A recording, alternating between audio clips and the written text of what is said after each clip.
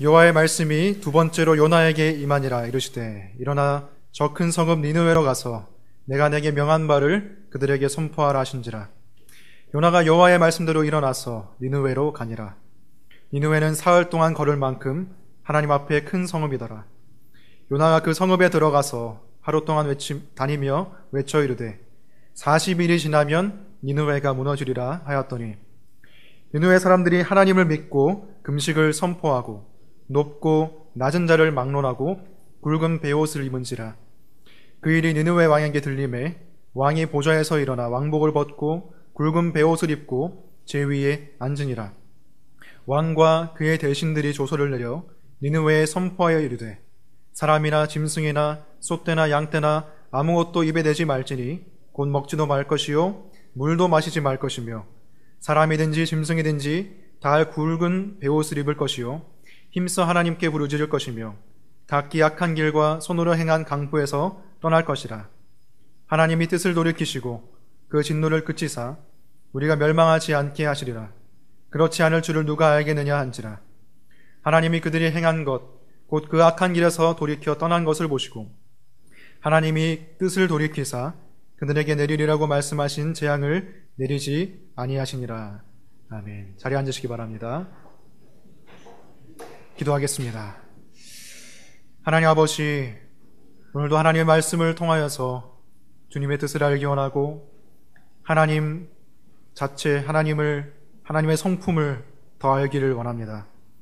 우리가 하나님을 더 알아감으로 말미암아 하나님을 더 깊이 예배하는 삶이 될 수 있도록 도와주시고 우리의 죄를 버리고 하나님의 은혜 가운데로 들어가 하나님을 기쁘시게 하는 삶을 살아갈 수 있게 이 시간 성령께서 역사해 주시고 말씀 안에 푹 잠길 수 있는 귀한 시간 될 수 있게 도와주시옵소서. 예수 그리스도 이름으로 기도합니다. 아멘. 지난주에 이어서 요나서 3장을 함께 살펴보려고 합니다. 여러분 중에서 모두 다 크고 작은 실수를 해보셨을 거라고 생각합니다. 근데 그 중에서 어떤 실패는 단지 씁쓸한 것을 넘어서 너무나도 힘들고 또 쓰라린 상처를 남기는 그런 상처가 있죠. 그 일이 중요할수록 실패의 크기, 그 절망의 크기도 커지기 마련입니다. 취업에 실패할 수도 있고 결혼이나 연애에 실패할 수도 있고 회사에서 맡겨진 어떤 일에도 실패할 수가 있습니다. 어떤 때에는 정말로 내가 다시 일어날 수 있을까? 내가 다시 회복할 수 있을까? 이런 마음이 들 정도로 우리에게 큰 절망감을 안겨주는 그런 실패가 있을 것입니다.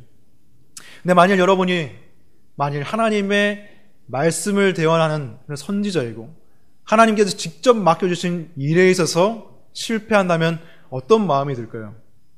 하나님의 나라에 직접적으로 연결된 그런 일에 있어서 자기가 그 일을 실패하게 한 장본인이고 그 일을 회방했고 그 일에 전면으로 불순종했다는 그런 것을 자신이 깨닫게 되었을 때에 그 사람이 기대할 수 있는 것은 오직 하나님 앞에 버림받는 것, 다시는 하나님 앞에 쓰임받을 수 없는 그런 상태로 지내는 것, 그런 것밖에는 사실 기대할 수밖에 없을 것입니다.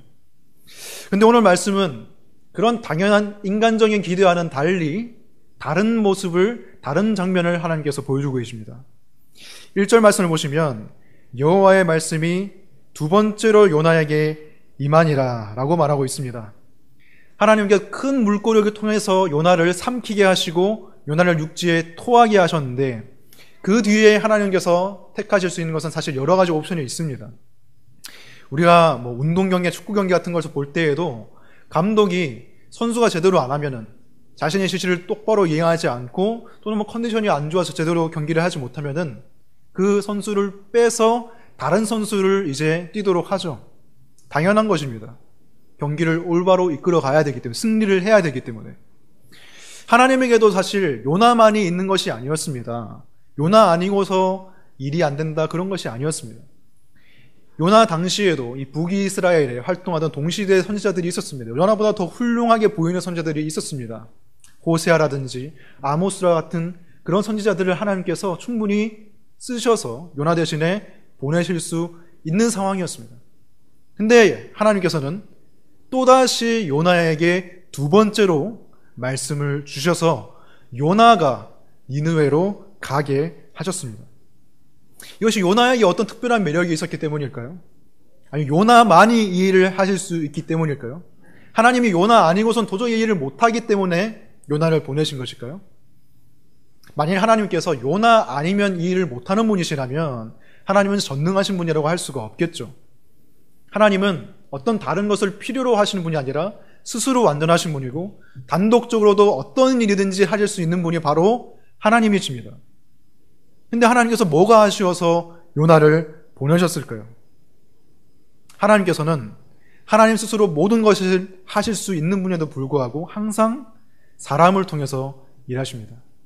그것은 하나님께서 그 사람을 필요로 하시기 때문이 아니라 바로 그 사람이 하나님의 일, 그리고 하나님을 필요로 하는 자이기 때문에 하나님께서 사람을 쓰셔서 그 사람을 통해서 하나님의 나라를 이루어 가신다는 것입니다.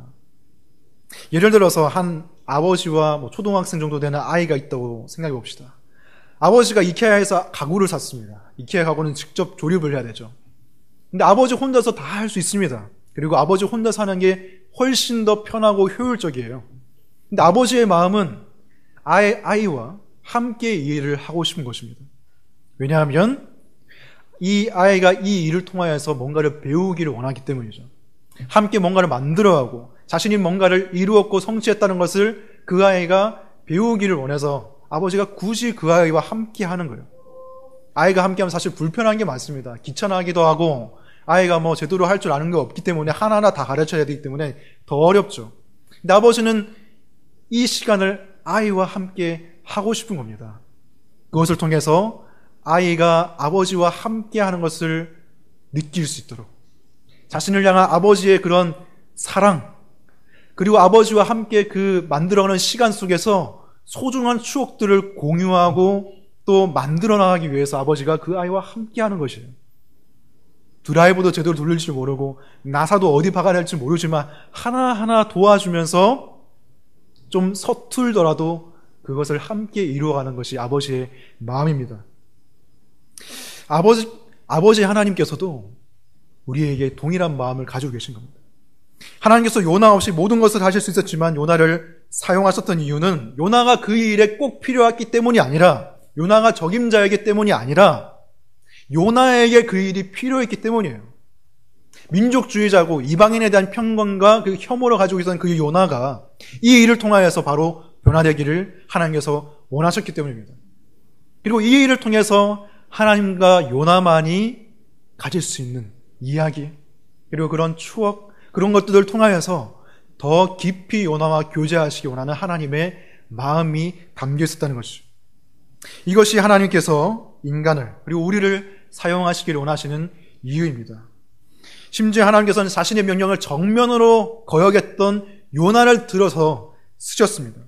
기존 미달의 선지자였지만 하나님께서는 끝까지 요나를 바꾸지 않으시고 다른 사람으로 바꾸지 않으시고 요나를 사용하셨습니다. 우리도 실패할 때가 있습니다. 우리도 하나님 앞에 불순종할 수도 있고 하나님 앞에 내가 쓸모없는 존재처럼 느껴질 수도 있어서 내가 하나님의 일을 할 수 있을까? 내가 뭔가 하나님 나라의 보탬이 될 수 있을까?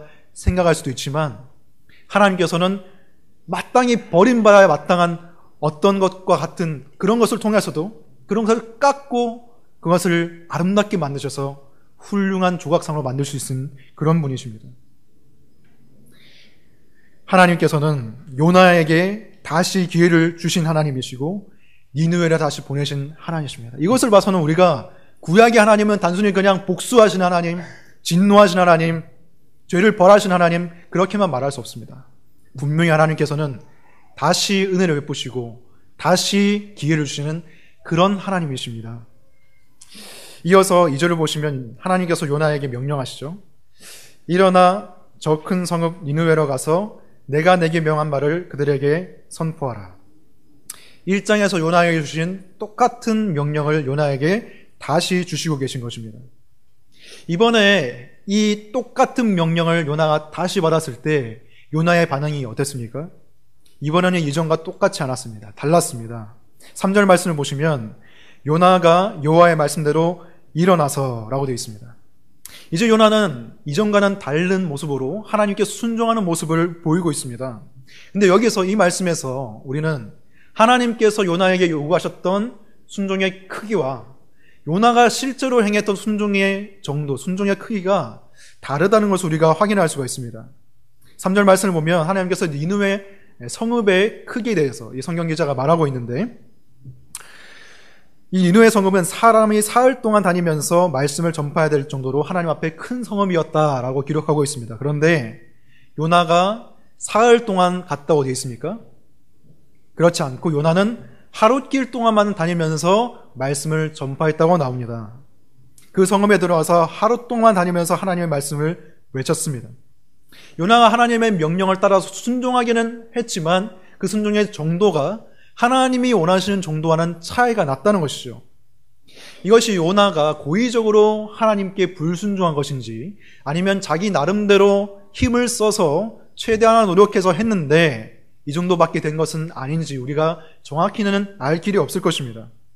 하지만 이것을 봤을 때 어쩌면 이 말씀이 우리의 모든 순종이 하나님의 절대적인 시각으로 봤을 때는, 하나님의 절대적인 수준으로 봤을 때는 어쩔 수 없이 못 미친다는 것을 말해줄 수가 있습니다.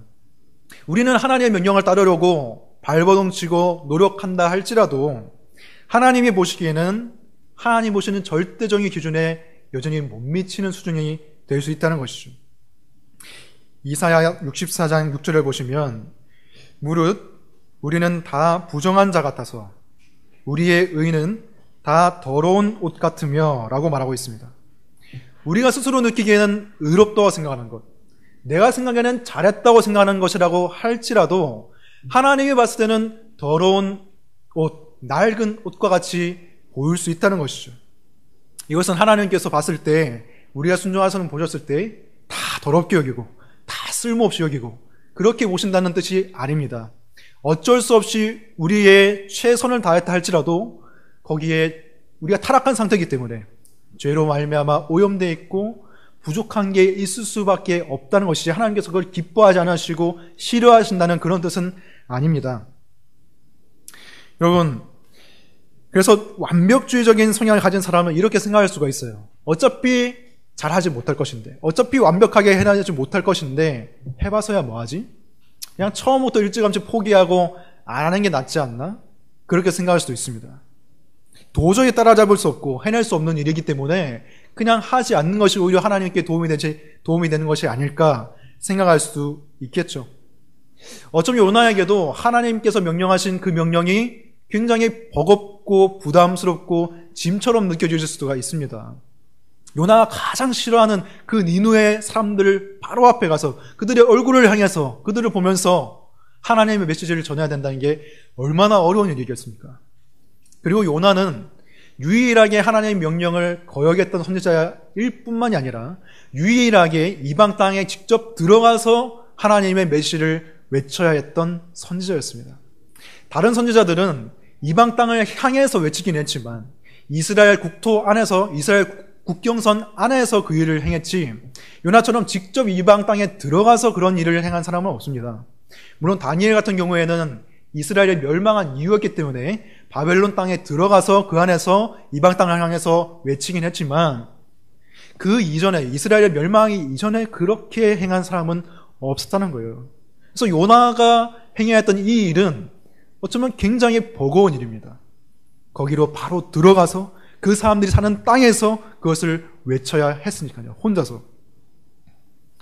하지만 요나가 그 일이 버거움에도 불구하고 완벽하게 행할 수 없다고 할지라도 순종을 위해서 일어났고 니느웨를 향해서 갔습니다. 그리고 하나님의 말씀을 니느웨 사람들에게 외쳤습니다. 요나가 뭐라고 그들에게 외쳤습니까? 그 선포한 내용도 굉장히 짧았습니다. 긴 내용을 선포한 것이 아니라 요나가 최선을 다했지만 짧은 내용밖에 선포하지 못했습니다. 요나가 뭐라고 외쳤습니까? 40일이 지나면 니느웨가 무너지리라. 우리말로 봐서도 딱 5개의 단어밖에 없죠. 이 짧은 말만을 계속 외치고 다녔다는 것입니다. 근데 우연히 일치인지는 몰라도 이 원어상으로 봤을 때, 히브리어로 봤을 때도 이것은 딱 5단어밖에 되지 않습니다. 다른 선지자들이 이방 향을 땅에서 이방 그런 나라를 향해서, 민족을 향해서 외치는 그런 기록들을 살펴보면 5마디가 뭡니까? 너무 깁니다. 5장이 되기도 하고 엄청나게 많은 말을 사용해서 그 사람들에게 심판의 메시지를 외칩니다. 하나님이 얼마나 거룩하신 분이신지 너희가 아느냐? 하나님이 너희들의 죄에 대해서 얼마나 진노하신지 아느냐? 하나님께 돌아와라. 회개해라. 너희가 가슴을 치면서 회개해라. 이런 식으로 구구절절하게 하나님의 심정을 전하는 그런 선지자들의 말씀을 우리가 볼 수가 있습니다. 요엘 선지자의 말씀을 보면, 요엘서 2장 13절을 보면, 너희는 옷을 찢지 말고 마음을 찢고 너희 하나님 여호와께로 돌아올지어다. 그는 은혜로우시며 자비로우시며 노하기를 더디하시며 인애가 크시사 뜻을 돌이켜 재앙을 내리지 아니하시나니. 이 말씀은 요엘서 2장에 기록된 긴 그 심판의 메시지 중에 극히 일부분입니다. 한 절에 불과합니다. 그런데 이 한 절만 봐도 요나가 외친 것보다는 훨씬 길고요. 그리고 자세하고, 그리고 우리의 마음에 어떤 자극하는 그런 메시지를 아주 잘 담고 있죠. 근데 요나의 메시지 보세요. 굉장히 너무나 초라합니다. 5마디밖에 되지 않습니다. 여러분, 선지자가 되려면 요엘 선지자 정도는 돼야 되지 않겠습니까? 이런 말발을 가지고 있어야 하나님의 말씀을 전할 수 있지 않겠습니까?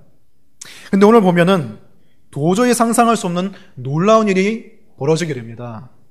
5절 말씀을 보면 하루 길 동안만을 다닌 그 요나의 불완전한 사역에도 불구하고, 그리고 5마디의 짧은 외침에도 불구하고 니느웨 사람들이 하나님을 믿게 되고 하나님께 회개하게 되는 놀라운 내용이 펼쳐지게 됩니다. 그들이 금식을 선포하고 높고 낮은 자를 막론하고 하나님 함께 회개하는 그런 모습을 우리가 볼 수가 있죠. 심지어 니느웨 왕까지도 왕복을 벗고 보좌에서 내려와서 금식을 선포합니다. 이것을 내가 온 나라 백성들이 행하게 만들어야겠다 생각하고서는 조서를 내려서 사람뿐만 아니라 짐승까지 굵은 베옷을 입고 하나님께 힘써 하나님을 부르면서 회개해라 라고 명령하고 있습니다. 그래서 그 명령 따라서 정말 짐승까지도 굵은 베옷을 입고 아무것도 먹지 않으면서 하나님을 찾고 구하면서 회개하는 그 전 도시적인 놀라운 부흥의 역사, 회개의 역사가 요나의 사역을 통해서 이루어졌다는 것을 우리가 볼 수가 있습니다. 하나님께서 이 미약한 요나의 순종을 통해서, 그 짧은 외침을 통해서, 하루 길 동안만의 사역을 통해서 놀라운 일을 이루셨다는 것을 볼 수가 있습니다. 이로써 요나는 선지자들 중에서 가장 못난 선지자임에도 불구하고 가장 놀라운 경험을 한 선지자가 됐습니다. 다른 선지자들은 환상을 통해서만 이런 것을 봤지, 요나는 실제적으로 전 도시적으로 회개하는 것을 직접 목격하는 선지자가 됐다는 것입니다. 제가 대학교 1, 2학년 때 정말 찬양을 너무 좋아했어요. 그래서 찬양 사역자가 돼야겠다, 이런 생각을 했었습니다. 그래서 예수전도단이라든지 다윗의 장막, 어노인팅, 마커스 워십, 이런 찬양 사역을 나도 하고 싶다, 이런 생각이 들어가지고 막 기타도 열심히 연습하고요. 음악적으로 마음대로 공부도 하고 이렇게 하면서 나도 어떻게 하면 그렇게 될 수 있을까 생각하면서 그렇게 대학 생활을 보냈어요. 그래서 제가 대학부에서 찬양팀도 하고 그랬는데, 대학부 이 수련회에서 정말 놀라운 기회가 저한테 찾아왔습니다. 그때 강명식 음악사라는 분이 저희 대학부 수련회에 오게 되는 거예요. 그리고 찬양팀과 함께 그분이 식사를 하게 됐어요. 저는 너무나 가슴이 두근두근 뛰었습니다. 왜냐하면 그분이 아시는 분들은 알겠지만 지금도 이 찬양 사역에서 굉장히 영향력을 미치고 있고 굉장히 아름다운 곡들을 많이 지으신 분이시거든요. 근데 제가 그분 바로 옆에서 밥을 먹게 된 거예요. 그래서 밥을 먹는데 이게 입으로 넘어간지 코로 넘어간지도 모르면서 그렇게 밥을 먹었습니다. 시간이 흘러가지고 이제 식사를 다 하고 그분한테 질문을 하는 그런 시간이 찾아왔는데, 제가 용기를 내가지고 정말 소심한데도 용기를 내서 그분한테 질문을 했어요. 제가 고민이 있습니다. 저도 이 강명식 음악사님처럼 제가 찬양사역 하고 싶은데, 근데 제 수준을 보면 너무 못났고 고음 불가고 그리고 또 수준 미달인데 제가 이 일을 해도 될까요? 이렇게 물어봤는데 그분이 그 특유의 그 감미로운 목소리로 저한테 이렇게 얘기를 하시더라고요. 형제님, 오병이어 이야기 아시죠? 예수님께서 혼자서 그냥 사람들을 다 먹일 수 있었지만 작은 아이의 떡 5개와 물고기 2마리를 통해서 5,000명을 먹이셨습니다. 작은 사람의 순종을 통해서 미약한 것일지라도 하나님께서 사용하셨습니다. 형제의 그 미약한 것을 통해서도 하나님께서는 5,000명을 먹이실 수 있습니다. 그 말을 하시는 거예요. 제가 그 말을 듣고 찬양 사역을 한 건 아니지만, 신학을 하게 됐지만, 목사의 길을 가게 됐지만, 여전히 그것은 저에게 저의 신앙생활에 있어서 굉장히 큰 울림을 주고 도움을 주는 그런 조언이 되었습니다.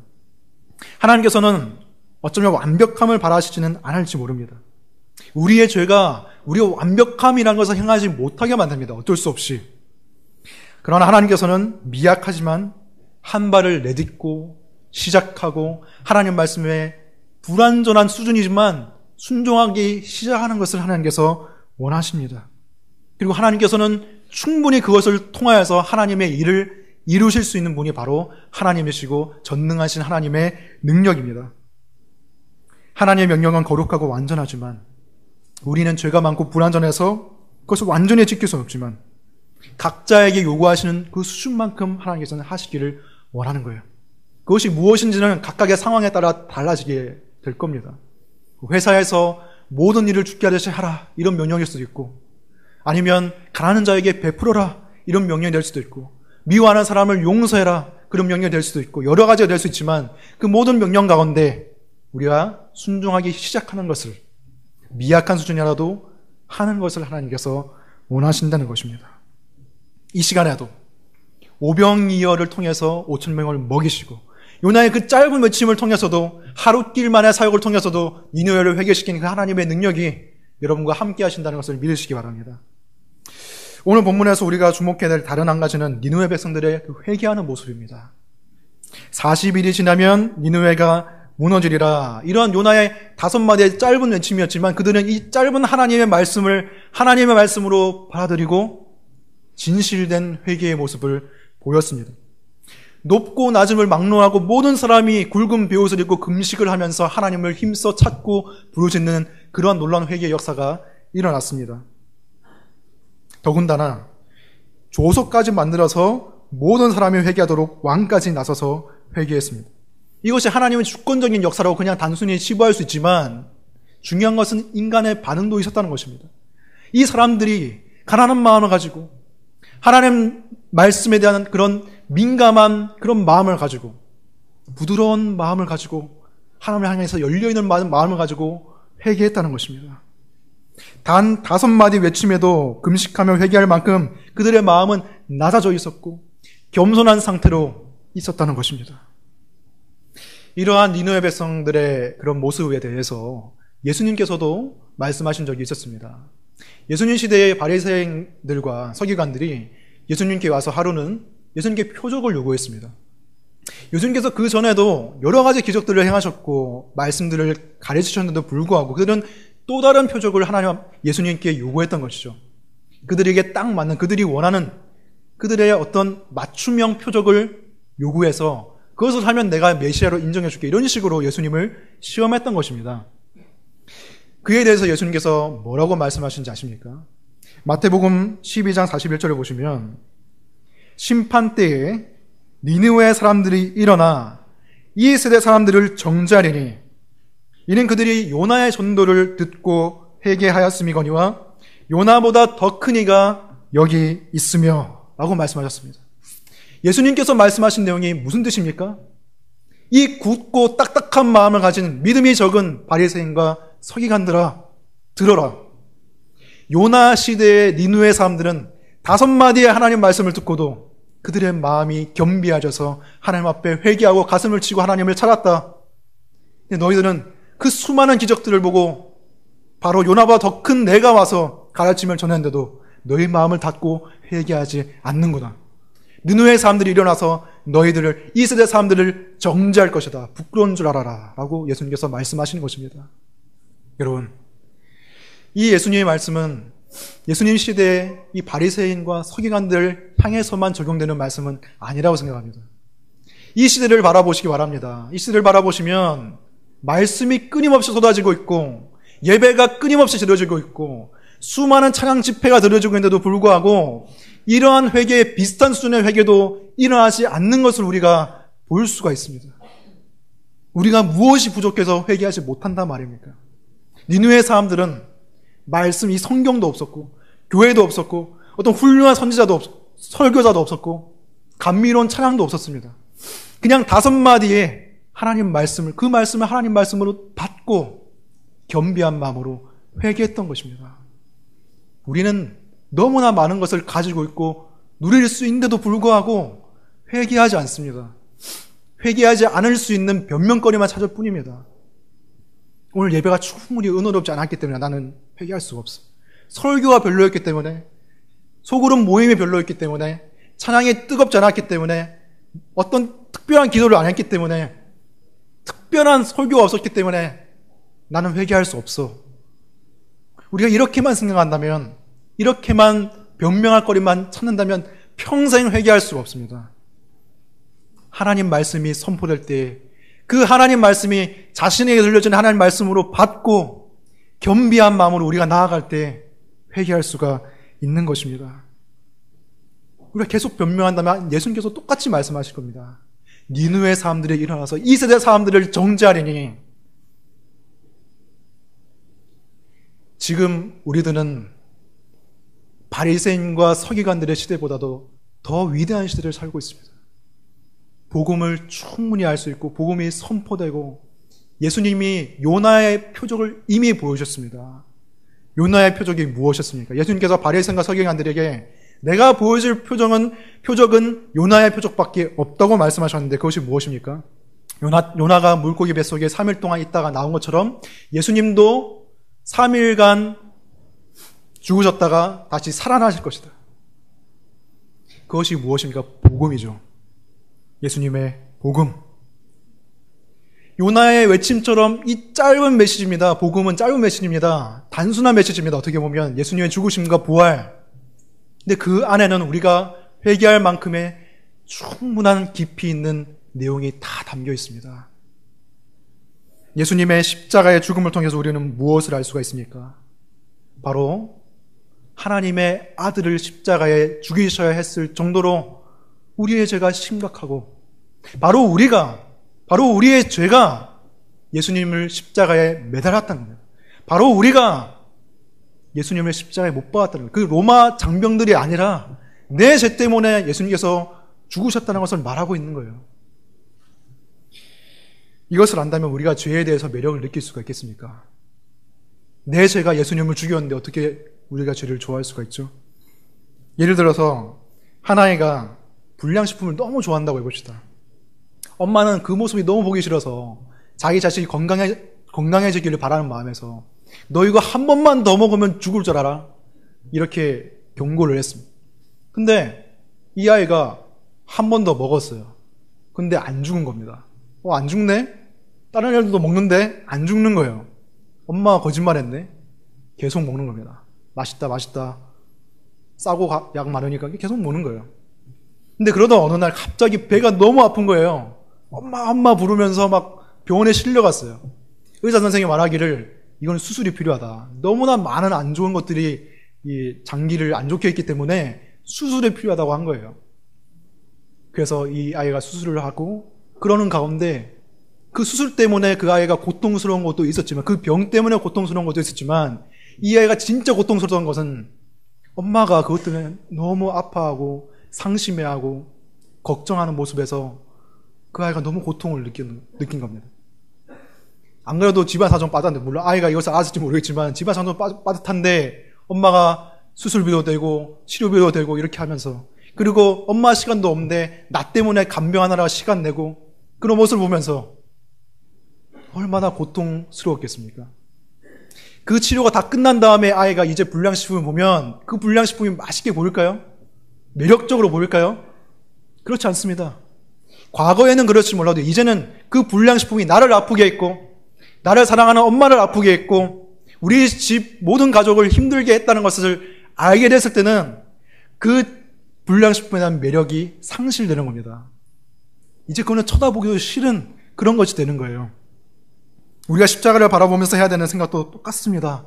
우리가 십자가를 바라볼 때에 죄의 매력을 잃어버리게 됩니다. 죄는 이제 나를 기쁘게 하고 나를 만족시키는 그런 것이 아니라 하나님의 아버지의 마음을 아프게 하고 나를 힘들게 하는, 나를 사망하게 하는 그런 것임을 알고 있기 때문에 죄에 대한 매력을 점점 더 상실해 갈 수밖에 없다는 것입니다. 이뿐만 아니라 우리가 예수님의 부활을 생각하면 회개에서 더 견고한 그런 근거를, 그런 확신을 얻을 수가 있습니다. 예수님의 부활이 말해주는 것은 무엇입니까? 예수님께서 사망과 죄의 권세를 이기셨다는 것입니다. 지구상에 여러 개의 나라가 있습니다. 이 지구상에 여러 개의 민족들이 있지만 실제로는 두 가지의 나라밖에 없습니다. 영적인 차원에서 봤을 때 하나님의 나라와 죄악의 나라, 죄악의 권세, 그 두 가지밖에 없습니다. 우리가 이 땅을 살아갈 때 보면서 죄악의 권세에 참여해서 그 죄를 누리면서 사는 사람들, 죄에 가담하면서 살아가는 사람들이 더 잘 살고 성공하고 더 번성하는 것 같이 보일 때가 있습니다. 더 만족스럽게 사는 것처럼 보일 수가 있습니다. 사탄도 그렇게 사람들을 속이고 그리고 거짓말을 하죠.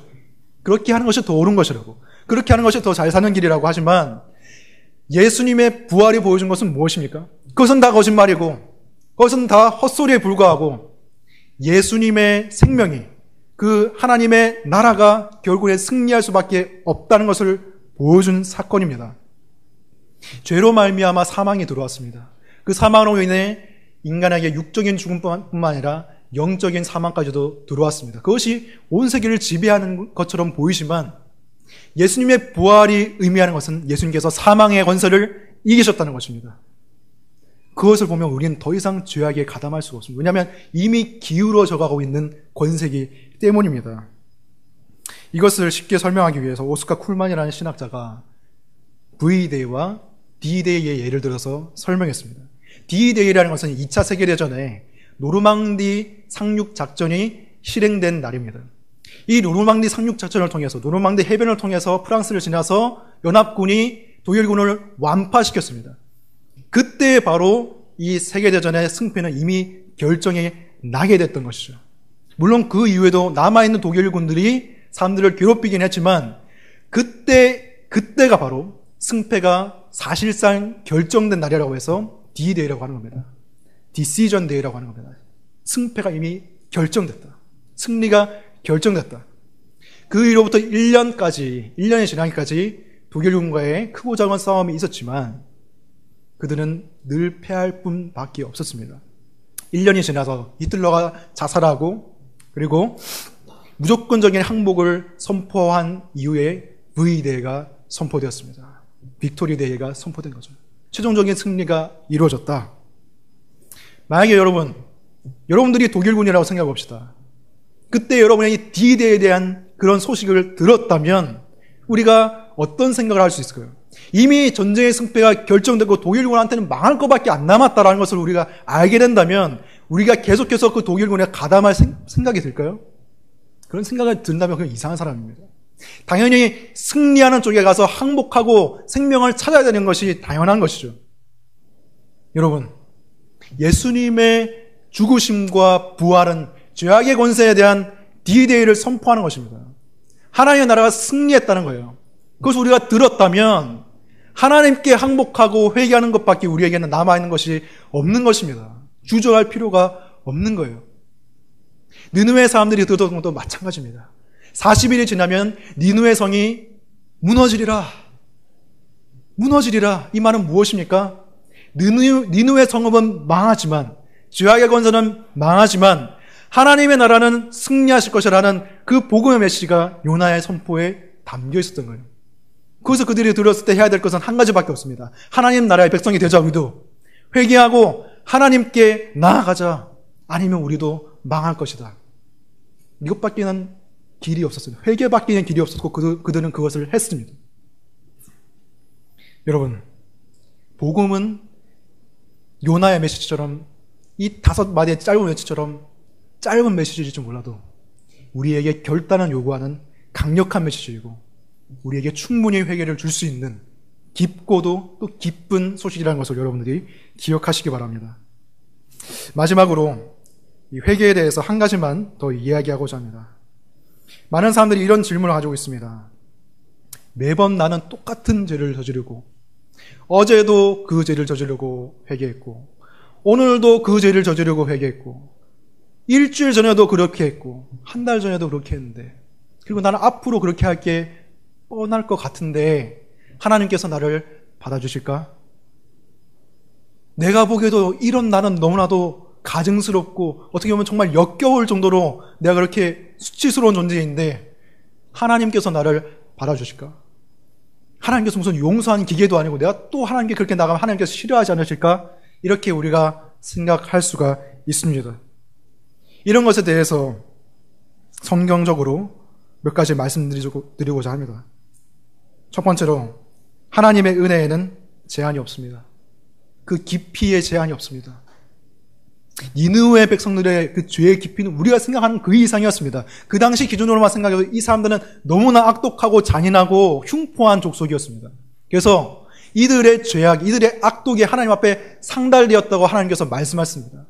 엄청난 죄악을 그들이 가지고 있었음에도 불구하고 그들이 하나님 앞에 회개했을 때 하나님께서는 그들의 죄악보다 더 깊은 은혜로 그들을 용서하셨다는 사실입니다. 그리고 다음으로 하나님의 용서에는 횟수에 제한이 없습니다. 베드로가 예수님께 질문했습니다. 마태복음 18장 21절 22절 보시면 주여 형제가 내게 죄를 범하면 몇 번이나 용서하여 주리까? 7번까지 하오리까? 예수님께서 대답하셨습니다. 내게 이르노니 7번뿐만 아니라 7번을 70번까지라도 할지니라. 수치상으로는 490번이지만 7번 완전수를 뜻하는 것이기 때문에 무제한적인 용서를 뜻하는 거예요. 예수님께서 베드로에게 이것을 요구하시는 이유가 무엇입니까? 하나님께서 바로 그렇게 우리를 용서하시는 분이시기 때문에 베드로에게 그렇게 말씀하시는 것입니다. 두 번째로 이것이 중요한 부분인데 하나님께서는 나의 죄 자체보다도 어쩌면 우리를 더 깊은 어둠으로 몰아가는 죄에 대한 우리의 지나친 수치심, 그것을 더 슬퍼하신다는 것을 기억하시기 바랍니다. 이렇게 매번 죄를 저지르는 나를 과연 하나님께서 회개해 주실까?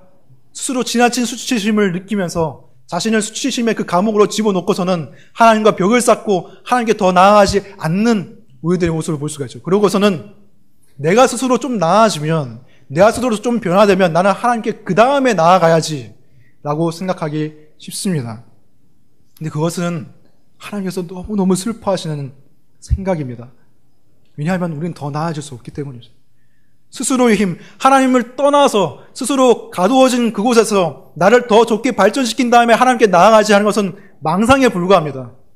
우리는 그렇게 될 수가 없어요. 하나님께 나아간 이후에 그렇게 될 수 있지, 스스로 지나친 수치심을 느끼면서 벽을 쌓고 하나님께 등을 돌린다면 스스로 희망을 차단하는 것입니다. 하나님께서는 오히려 반대의 마음을 가지고 계십니다. 왜 그런 생각을 하니? 다시 나에게 오렴. 나는 언제든지 받아줄 준비가 되어 있단다. 하나님은 그렇게 말씀하시고 계십니다. 우린 그렇게 해야 됩니다. 아무리 우리의 죄가 깊다고 느껴지고, 그리고 우리의 똑같은 죄로 그렇게 넘어지는 우리의 모습이 아무리 가증스럽게 느껴진다고 할지라도 우린 끈질기게 하나님 앞에 나아가야 됩니다. 끈질기게 하나님 앞에 나아갔을 때 하나님의 은혜가 우리를 회복시키는 것을 체험할 수가 있습니다. 벽을 쌓고 하나님 앞에 등을 돌렸을 때는 회복을 체험할 수가 없습니다. 하나님 앞에 나아갈 때만 회복을 체험할 수가 있습니다. 여러분, 니느웨 왕은 십자가에 대해서 모르는 사람이었습니다. 그런데도 어떻게 보면 뻔뻔하게 하나님 앞에 나아갔습니다. 어떤 깊은 확신도 없었습니다. 9절을 보시면 하나님이 뜻을 돌이키시고 그 진노를 그치사 우리가 멸망하지 않게 하시리라. 그렇지 않을 줄을 누가 알겠느냐라고 말하고 있는데, 이것은 용서를 확신하고서 말한 것이 아닙니다. 누가 그렇지 않을 줄 누가 알겠느냐라고 말하고 있죠. 그리고 영어 성경을 보면 may라는 말을 쓰고 있습니다. Who knows? God may turn so that we may not perish 라고 말하고 있습니다. may라는 것은 확실성을 말하는 것이 아니라 가능성을 말하는 것이죠. 이들은 정말 겨자씨만한 믿음을 가지고 있었습니다. 작은 믿음을 가지고 하나님을 붙잡았을 때 하나님께서 그 믿음을 붙잡으시고 그들을 회개하셨다는 것입니다. 그들의 믿음이 강해서가 아니라 하나님의 긍휼이 강했기 때문에 그들을 회개시키셨다고, 그들을 용서하셨다는 것입니다. 여러분, 우리는 오히려 이들보다 더 큰 확신을 가질 수 있는 훨씬 더 유일한 위치에 있지 않습니까? 예수 그리스도 십자가를 바라볼 때, 부활을 바라볼 때, 예수님께서 행하신 그 요나의 표적을 우리가 바라볼 때 우리는 확신할 수가 있습니다. 우리가 가기만 하면 하나님께서 바라주시고 용서하신다는 사실을 우리는 알 수가 있습니다. 가기만 하면, 나아가기만 하면 하나님께서는, 우리 아버지는 받아주실 거야 라는 그런 확신을 우리는 가질 수가 있다는 것입니다. 그 은혜 안에서 죄는 점점 더 매력을 잃어갈 것입니다. 죄가 주는 기쁨보다 나의 죄를 사하시고 나를 자녀로 불러주신 하나님의 은혜가 훨씬 더 매력적으로 보이고 그 복음이 더 아름답게 보여서 죄는 매력을 점점 상실하게 되고, 죄로 달려가는 우리의 발걸음은 점점 더 더디게 되고, 횟수도 줄어들고, 넘어지는 주기도 길어지는 것입니다. 그게 복음의 힘이고 은혜의 힘인 것입니다.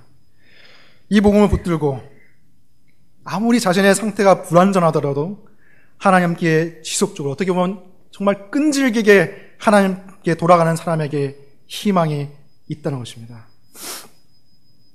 오늘 요나서 3장에서 우리가 확인할 수 있는 것은 죄인을 벌하시고 처벌하시는 하나님의 모습이 아니라 그것을 덮으시고 돌이키는 자를 받아주시고 은혜를 베푸시는 하나님의 모습입니다. 실패하고 망가진 그 못난 선지자를 다시 쓰시는 하나님, 불완전한 순종을 들어서셔서 기적을 만드신 하나님, 악독하고 패역한 니느웨 백성의 그 회개를 보시고 용서하신 하나님, 그 하나님을 우리가 볼 수가 있습니다. 그리고 그보다 더 놀라운 표적을 행하신 예수 그리스도의 십자가와 부활을 통해서 우리는 하나님 앞에 나아갈 수가 있습니다. 여러분이 어떤 상태이든지, 지금 어떤 실패를 겪고 있든 간에, 얼마나 깊은 죄 가운데 혼자 씨름하고 있든지 간에 하나님께 나아가시기 바랍니다. 거기에 가서 십자가에서 부어지는 하나님의 그 은혜의 생수를 마시기 바랍니다. 그러면 우리가 회복될 것입니다. 그 놀라운 은혜와 사랑 가운데서 매일 십자가로 달려가 회개하며 하나님께 돌이키는 저와 여러분이 되시기를 주님의 이름으로 축원합니다.